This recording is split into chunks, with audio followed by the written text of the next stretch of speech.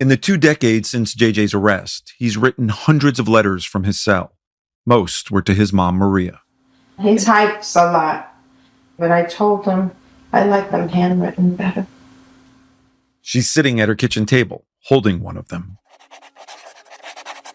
Dearest my beloved heart, I wish you knew how sorry I am for all we've been through. Life has been so unfair to us. It haunts my every thought.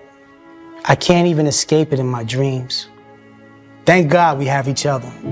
The greatest blessing I ever received was a mother who loved so passionately. You said, Jay, they can lock up your body but not your soul. Your mind is free. They can take everything else away from you. But as long as you control your mind, you can create your own destiny. Mommy, I absorbed those words so deep in my core, they pumped through the blood in my veins.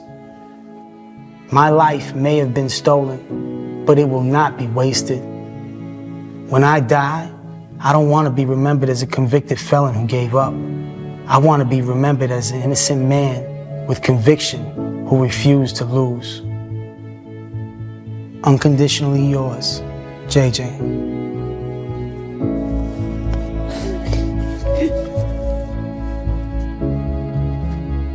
You know, it's been a long, hard road.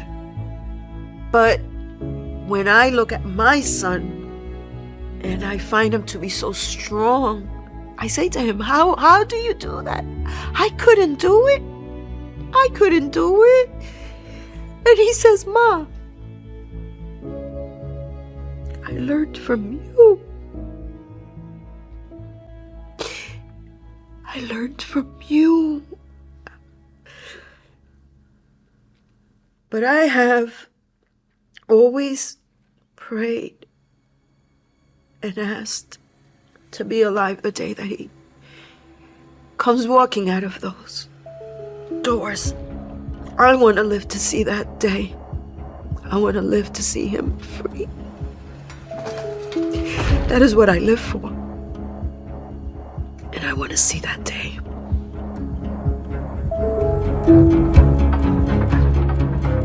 I'm Dan Slepian, and this is Letters from Sing Sing.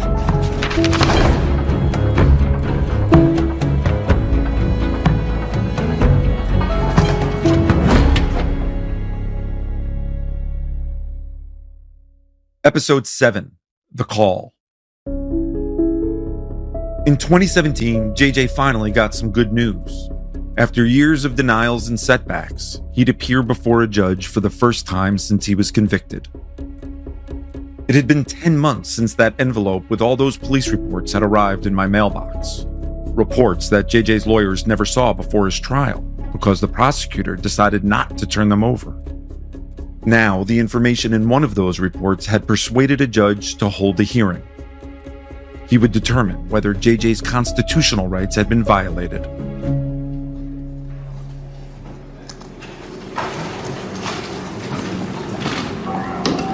All right, take a moment to get yourself situated.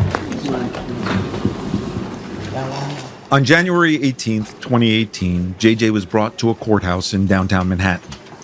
Going calendar 39, Jonathan, Adrian Glasses, and number 653. His mom, Maria, and his younger son, Jacob, were in the courtroom. His older son, John, couldn't be there. He was in prison. Coming out. News cameras clicked as officers escorted JJ through a side door. He wore a sharp blue suit. His hands were shackled behind his back as he approached the defense table. His lawyer, Bob Gottlieb, was waiting for him. Your Honor, may my client's may the handcuffs be taken off during these proceedings? I'll defer to... The court officers removed JJ's handcuffs. Judge Abraham Klott opened the hearing. All right, good afternoon, everyone. We scheduled this matter for oral argument. I have reviewed the papers. My understanding is that the issue is the significance of a police report that everyone agrees was not turned over to the defense before trial. And the issues are whether or not that information was potentially exculpatory and material, Exculpatory and material. The judge was considering whether the information in that report would have been likely to change the jury's verdict. If the answer was yes, then the prosecutor committed something called a Brady violation, and JJ would get a new trial. Mr. Gottlieb, it's your petition, so you'll go first. Thank you for agreeing to have Mr. Velasquez brought here today for the oral argument. The entire case against Mr. Velasquez was based on eyewitness identification by people who did not know him, nothing more. The heart and soul of this Brady motion is based on the fact that on the very day of the crime, and even the following day, when memories were the freshest, the eyewitnesses provided the police with their immediate description of the shooter. He was a male, black, with braids. Now, this is where that police report, officially known as DD-593, becomes important. It was an interview with the father of Derry Daniels, JJ's alleged accomplice. In the report, the father told the detective that the evening before the murder, his son came to his apartment with a friend looking for money. He described the friend as a light-skinned black man with braids and said he could even identify him. And what does the detective do? Nothing. Even though Daniels tells the detective that he believes he can identify the male black with braids who is with his son. Think what else he says in that DD-5 about the reason why that black male with the braids was with the admitted accomplice, Derry Daniels. He was there looking for money, the motive of the robbery and the murder that takes place some 19 hours later. But that report was never turned over to JJ's defense. Your Honor, it is not too much to ask, how in heaven's name was DD-593, when specifically requested, not turned over? How did the people not turn it over to the defense? How did they not err on the side of caution? This information and the people's withholding of it, Your Honor, strikes at the heart of the entire process, at the integrity of the trial and the verdict, a process that resulted in Mr. Velasquez's wrongful conviction and unjust imprisonment. Your Honor, it's time. It is justified. The law commands that Mr. Velasquez's conviction must be vacated. And it's time for Mr. Velasquez to be a witness to justice right here in the New York County Courthouse, finally, after 18 years. Thank you. All right, thank you. Next, the prosecutor assigned to defend the Manhattan DA's position stepped up to the podium. His name is Joel Seidemann. May it please the court, we too are interested in justice. We're interested to see that the right person is convicted, and we're interested to see that the person who shot Al Ward at point blank range in the head is where he should be. Joel Seidemann has been a prosecutor in the Manhattan DA's office for 4 decades. I actually knew him from that other case I'd worked on, the one about the 2 men convicted of killing a bouncer at the Palladium nightclub. Both of those men were clearly innocent. Remember, the real shooter confessed, and a judge vacated their convictions. But even after all of that, the DA's office still retried one of those innocent men. And the prosecutor on that retrial? Joel Seidemann. Now, a decade later, I watched as Seidemann argued to keep JJ in prison. So the issue really is DD-593, does it contain Brady material? If the court determines that the statement that Daniels made is not Brady, that ends the inquiry. That was the only issue, which is why I was so surprised to hear what Seidemann said next. In addition, there was a curious unfolding. We provided a copy of DD-593 to Dan Slepian prior to August of 2011, so he had that document, and it now appears that Mr. Gottlieb in his reply affidavit has claimed that he got that document from Dan Slepian in March of 2017. Sitting in the courtroom, hearing him mention my name, I thought, here we go again. 6 years earlier, the DA's office had also brought up my name during their interview with JJ. This started with how you reached out to Dan Slepian, I think. Back then, they suggested I was paying JJ's legal bills. So Dan's footing the bill for this whole thing? Now, the DA's office was bringing up my name again. How that happened, that Slepian had the document 6 years later and didn't turn it over, was just unusual. I had no idea what Soderman was talking about. I felt certain I'd never seen that report until 2017. But just to be absolutely sure, I later checked. I had received a handful of documents from the DA's office in 2011 after filing a Freedom of Information request. I didn't see this report in my files. But even if they had sent me the report, why would it matter? I wasn't part of JJ's legal team, and they'd admitted they'd withheld it before JJ's trial anyway. Ultimately, that was the issue, whether the withholding of that report meant JJ didn't get a fair trial. Now let me go to the issue at hand.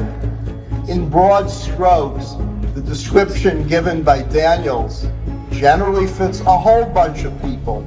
If it turns out that this is referring to another person, then so what? So what that 19 hours before, the co-defendant was in the company of someone else at his father's apartment? We respectfully ask the court to deny the defendant's motion to set aside the verdict. All right, thank you. The hearing lasted an hour and a half, and the prosecutor had argued forcefully to keep JJ in prison. Still, for the first time in many years, I felt some hope that JJ's nightmare would finally be coming to an end.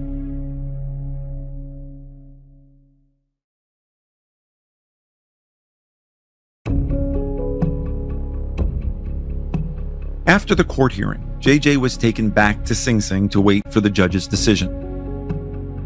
It came 3 months later, and the news was devastating. Once again, JJ's request had been denied. His conviction would stand. JJ would remain in prison. In his ruling, Judge Klott wrote, although the prosecution did not turn over the police report, the information in it, quote, does not cast doubt on petitioner's guilt and was not material because there's no reasonable possibility that it would have led to a different verdict. I could hardly believe it. It was crushing to me that JJ had been denied yet again. And this time, it felt like the courthouse doors had been slammed shut in a way they hadn't been before. When I sat down with JJ to talk about it all a few months later, he told me it was hard to think about how hopeful he'd felt that day. I mean, I sat in a cell in Manhattan court with a suit on, thinking that there may be a possibility that I may be able to actually wear this suit and walk out one day soon. But once again, I've been shot down. The system that we're up against is, I don't even know how to explain that, man, but it's dark, it's ugly, but it's powerful. They don't even care. For us to be able to have done what we've done and have been able to reveal what we revealed, and for them to say, I don't care. I can withhold evidence from you. I can violate the law. I can change what you're described as. I can change your race. I can change any fact. I can change whatever I want, and then when I put it on paper, it's the truth. That type of power is very dangerous. And it's the power of the prosecutor. And the judges roll right with it. And it's disgusting. But it's real.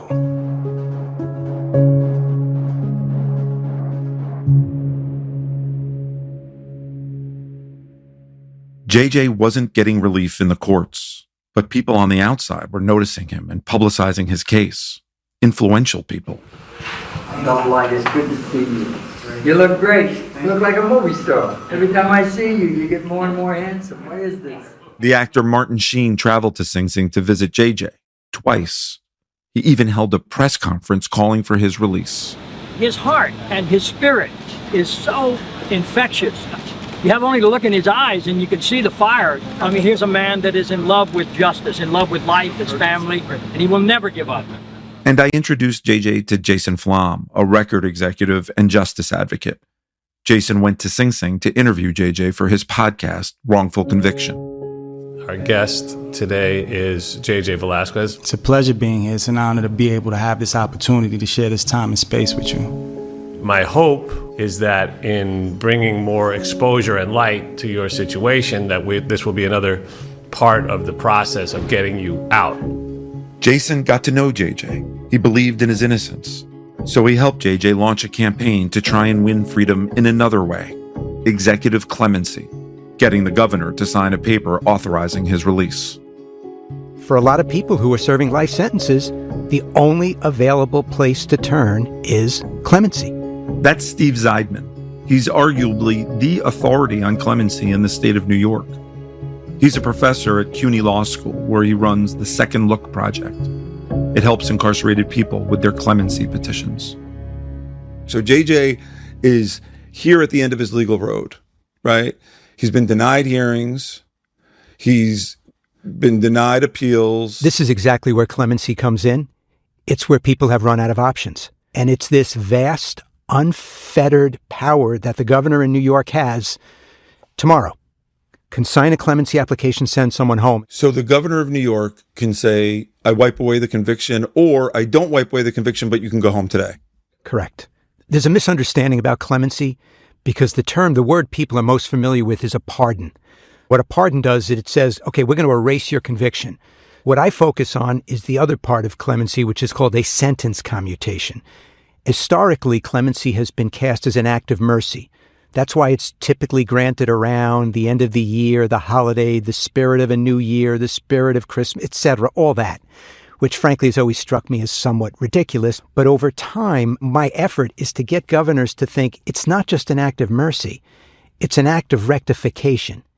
Steve's known about JJ's case for years, and he's actually spoken with the governor's office about him several times. He calls JJ the poster child for clemency. The innocence case jumps off the page. Putting that aside, look at the achievements. And I said this to the governor's people. Frankly, even if he were guilty beyond a reasonable doubt, he is a prime candidate for clemency given all he has accomplished while behind bars. What else could he have possibly done to position himself for clemency? And I think the answer is nothing. How hard is it for someone to get clemency in New York State? It's like winning the lottery. Unless you have someone, something, some group advocating to keep your name on the radar screen, to kind of push your application forward, your chances of actually receiving clemency are just so remote. Someone filing their own clemency application who's done everything, are their chances as good as someone who has Dan Slepian, Jason Flom, Martin Sheen behind them? It's of course not. Not even close. And even that might not be enough. JJ had petitioned for clemency in 2017, and nothing happened. The same thing in 2018 and 2019. Then in 2020, the world stopped. This is Superintendent Capra. I wanted to use Channel 22 at Sing Sing Correctional Facility to give you some information about COVID-19, or otherwise known as the coronavirus. It's April of 2020. I haven't seen JJ in several months. Like the rest of the country, Sing Sing is locked down. All visits have been canceled indefinitely. And so are all the prison programs that have kept JJ so busy. The entire population is isolated in their cells. But for now, JJ is still allowed to make phone calls. An inmate at New York State Department of Corrections and Community Supervision. This call is subject to recording and monitoring. Thank you for using Securus. You may start the conversation now. Hey man, how are you? I'm surviving day to day, you know? So what's going on in there right now? A lot of fear, a lot of anxiety. It's really crazy. I think the closest that I've ever seen to a moment like this as far as what I see when I look in the next incarcerated person's eyes was probably 9/11. You know, when people heard that the Twin Towers had gotten struck and that we were in a state of emergency, there was this panic, not knowing what's next. Now, 1 month into the pandemic, JJ's worried because he knows there's no such thing as social distancing in prison. I've had people, like, they're taking a step towards me and I'm taking a step back. And you're taking a step towards me and now I take another step back and I got a wall behind me. I can't go back no further. And I'm like, excuse me, I don't know if you realize what I've been doing. You've been stepping closer to me, I've been stepping back. I can't step back no more, so it's your turn to step back. JJ tells me that a few dozen officers and some of the incarcerated men have already tested positive. At least one prisoner has died. He says he won't leave his cell without a spray bottle of bleach. Right now, before I got on this phone, it probably took me 10 minutes to really bleach out this whole booth, and then I had to let it air out, because if I would have been here, I'd have been choking right now. He's washed his hands so many times, they're raw. I can't even count, but I could say that I wash my hands at least maybe 6 to 8 times an hour, and I'm not exaggerating at all. My hands are discolored. They're like, they have these blotches that are purple and reddish. The skin doesn't even feel the same anymore, almost like sandpaper. And I constantly put lotion on, but the lotion only lasts for a few minutes. And it's like every time I touch something, I feel like I have to wash my hands, because this virus is so unforgiving. I know JJ. I could hear the fear in his voice. There wasn't a day that went by where I didn't think about him, stuck in a cell. We all talked about lockdowns, but that had been JJ's life for more than 23 years. He wouldn't get a shot at parole for another 2 years, and there was no guarantee he would get it, especially because JJ refused to say he was guilty. Sometimes the parole board doesn't want to hear the truth. They want to hear that you're sorry for what you've done. I can't understand how I could be sorry for something that I didn't do. As the pandemic raged on, it was more urgent than ever for JJ to get out.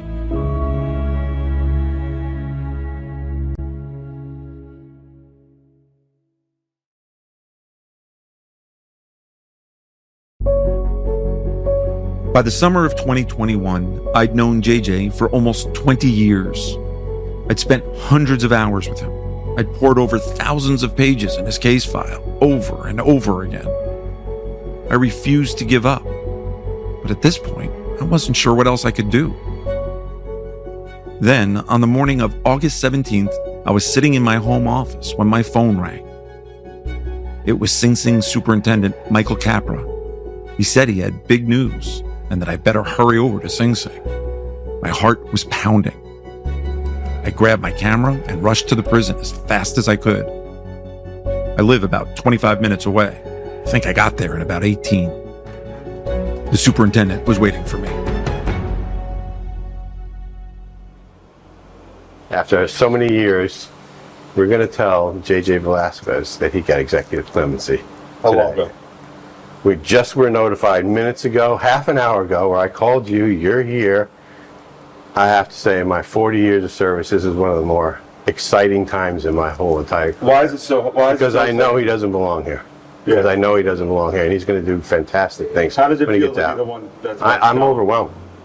We start walking toward JJ's cell block. What are you going to do? Record this all the way up? Why not, man? This is history. We're going up. He's going to flip out. It's like a great freaking moment for me. He's been working with us for 9 years with Voices from Within. It's unbelievable. Oh my God. He asks an officer if word has started to leak out. Hey, is everybody still there? Yeah, they told me so. Did they know? No, I didn't. Nobody knows, right? Good. Ready? Yeah, come on. Let's go. Let me be ahead of you a little bit. All right, go ahead. We enter the block and head to the second tier. JJ's standing in the doorway of his cell. The other men in the block are gathering on the floor below. They can tell something big is about to happen. They watch as the superintendent delivers the news. You being transferred? Where? You don't know? No. You know Haverstraw, New York? Absolutely. That's where you're going, bro. Thank you, man. Thank you. Appreciate I'm you. really proud of you, buddy. God bless you. You deserve it.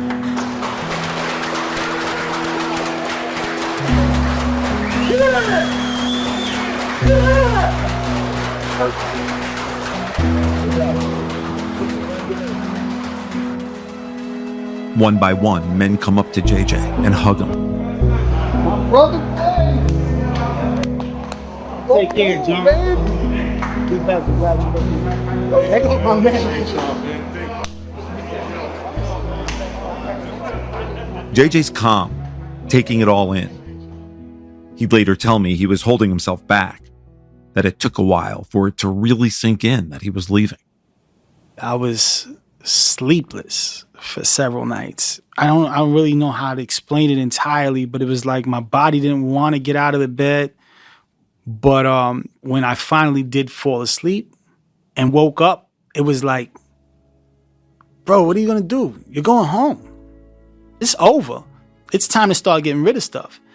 And I went on a ripping frenzy. I just started tearing everything up. I'm like, my lawyers got copies of this. Dan has copies of this. My mother has copies. I don't need nothing. And I just started tearing everything up. And I tore so much that I had blisters on my index fingers. But JJ wouldn't be getting out for another 3 weeks. Why? Processing, paperwork, bureaucracy. Because that's the way the system works. It's also because JJ was still convicted of murder.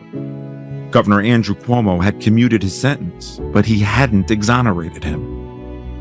JJ's freedom had come down to the signature of a governor who just days later would leave office in a sex harassment scandal. It all seems so arbitrary. It's not how I thought it would happen. When I interviewed JJ in 2007, I said to him, "If you're innocent, I'll keep going. It might take 10 years. It might take 15 years. It's a long journey." And that's exactly how long it had been since I'd said that. 15 years. The thing is, I hadn't really meant it. I just didn't want to get JJ's hopes up back then. I never thought it would take this long, but it did. On the day of his release, JJ and I talk in his cell one last time. Today, I will finally step foot out of a prison. I practically grew up in prison. I've been answering to a number, 00A2303. That was my identity for the last 24 years. That meant more than my name. I've witnessed this with you. I've lived as much as I could through this with you. You've suffered. A lot. Tremendously. In the moments when you're in this cage by yourself for 2 decades, more than 2 decades, have you come to believe that your suffering has been for some higher purpose? I've gone beyond belief. I realized that that's the only thing that makes sense, is to say that this was my training grounds.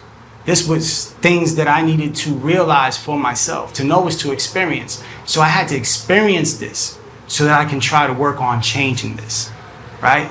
And I'm not glad that I've had the experience, but the insight that I've acquired is priceless. I want to tell you something before we leave. I met you before I met my daughter, a year before she was born, and I took her to college 2 weeks ago. Yeah. And now she's gone. And there's a certain irony to that for me. It's like the end of a chapter and the beginning of a new one. And it's one of the most important relationships in my life. Absolutely. So, I just want to know that. Like, really. You are family. Family. So you want to say goodbye to everybody? You want to go home? Yes, I want to go home. Let's go home. Let's go home. All right. I'm with JJ as he leaves the block. As he walks through the halls of Sing Sing, he says goodbye to the men he's leaving behind. Missed this whole day. Wow, man. Love you, man. No doubt, man. Yeah. Exonerated? Nah, I ain't exonerated yet, but we're working on it. Before JJ's able to leave, he needs to return his uniform, get his fingerprints scanned. There's a process to leaving prison. All right, your right index finger goes on Digiscan, as soon as it turns red, go ahead. Okay, pick it up. I'm a free man. And we have the right man. Let's get out of here. Let's go. Coming in. How you doing, Dean? Man? Thank you. Name and Den? Name is John Adrian Velasquez, DIN 008-2303. All right, let's go. JJ starts walking toward an enormous gate made of solid steel. He has a mesh bag slung over his shoulder with all of his belongings, some books, pictures, and letters.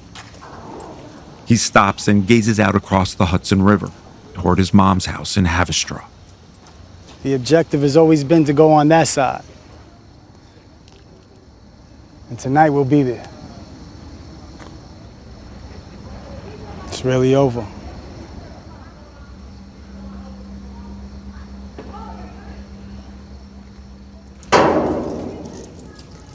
Miss Parker, you take care. You as well. The gate slides open. This is it.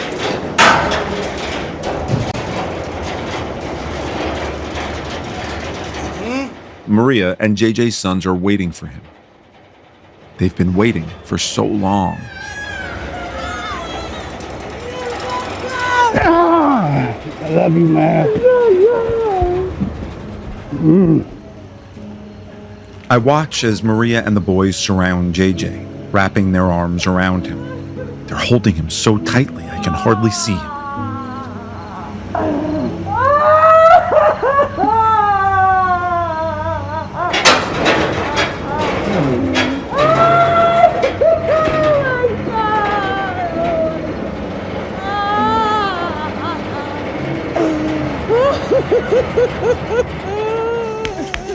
Come here, ma. I ain't letting you go. I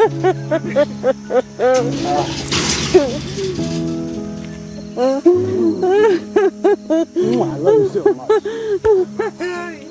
Maria's wail is a sound I will never forget.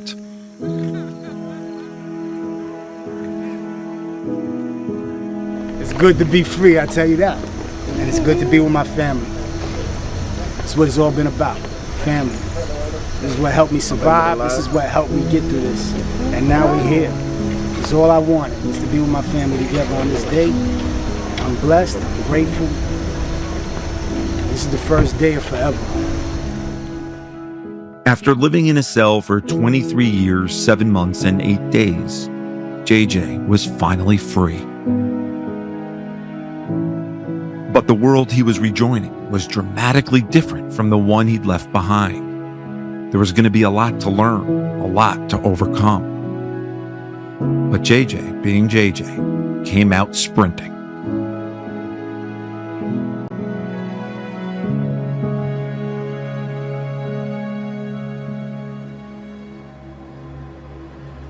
Next time.